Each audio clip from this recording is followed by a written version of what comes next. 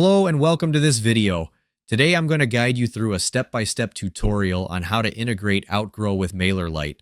It's easy to get started, and if you'd like to follow along, there's a link in the description below.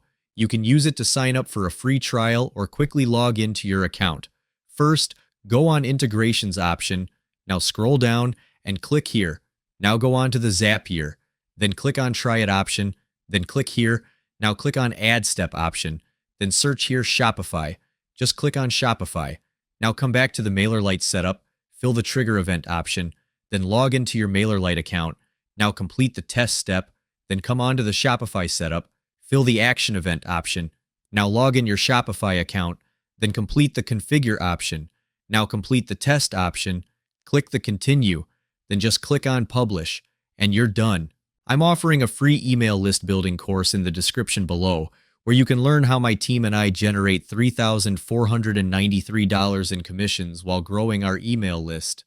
The training is completely free right now, so don't miss your chance to check it out. Thanks for watching our videos. We appreciate your support.